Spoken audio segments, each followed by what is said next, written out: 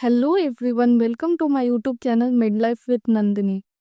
In today's video, I will tell what I used to do before and after every test that helped me survive one of the toughest paper of NEET era. Yes, NEET 25. So let's start.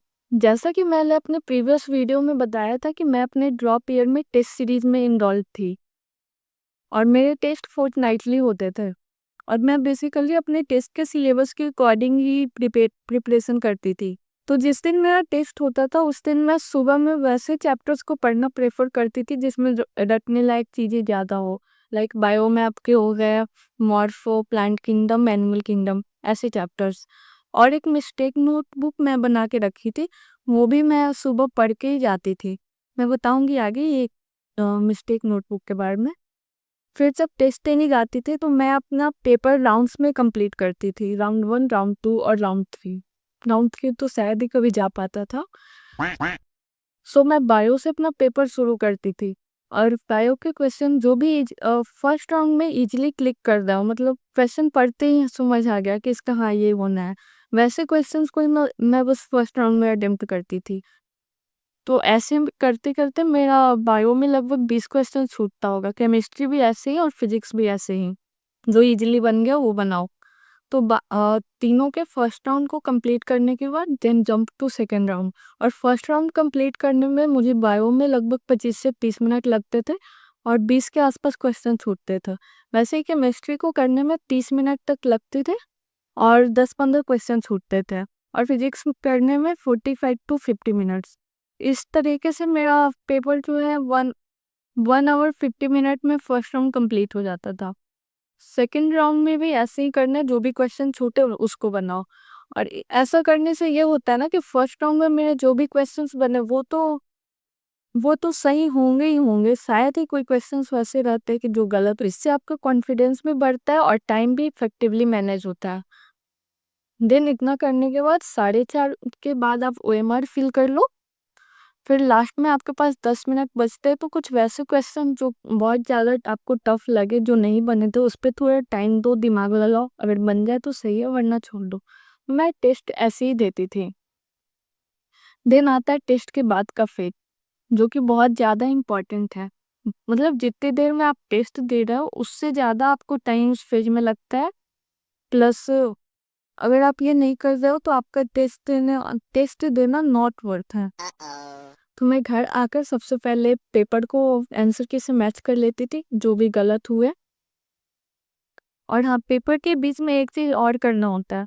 जो question आपके आपके first round में नहीं बने उनको circle कर लो। Confirming है तो उसको C मेंशन कर दो। फिर कोई टफ लगा तो उसको T। It's CTW method.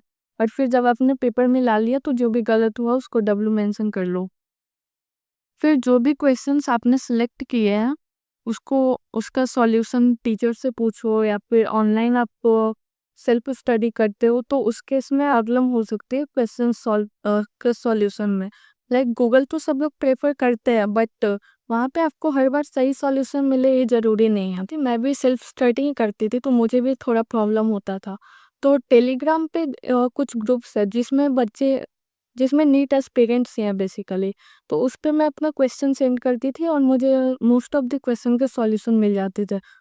और डाउट्स के लिए मैं एक और काम करती थी, मैं अड्डा का सब्सक्रिप्शन लेके रखी थी और मुझे जब भी ज़रूरत पड़ता था कुछ लेक्चर वगैरह देखना हो तो मैं देखती थी। और वहाँ पे एक डाउट्स के लिए सेक्शन था जहाँ की टीचर्स आपको हर टाइम अवेलेबल रहते थे। और आप क्वेश्चन सेंड करो और 5 to 10 मिनट्स के अंदर आपको सॉल्यूशन मिल जाएगा। तो it help me a lot to clear my doubts clear करने के बाद एक काम और करना होता है, मेक अ मिस्टेक नोटबुक।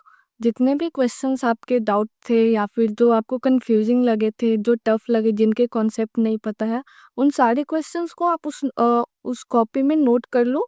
और जब भी नेक्स्ट टेस्ट होता है वो आपके आगे बहुत काम ही आने वाले हैं। तो पेपर एनालिसिस में मैं बेसिकली इतना ही करती थी और इसमें बहुत टाइम जाता है। लाइक मैं बोल रही हूँ तो ये तो 2 मिनट में कंप्लीट हो गया, बट इसको करने में जितना आपको पेपर बनाने में टाइम लगता है उससे ज़्यादा टाइम लगता है। तो यू शुड नॉट पैनिक कि हाँ इतना ज़्यादा टाइम क्यों लग रहा है, इससे बढ़िया तो बस टेस्ट ही दे लो। लेकिन नहीं, ये लास्ट में बहुत ज़्यादा हेल्पफुल होता है, जो कि मुझे बहुत ज़्यादा हेल्पफुल लगा भी।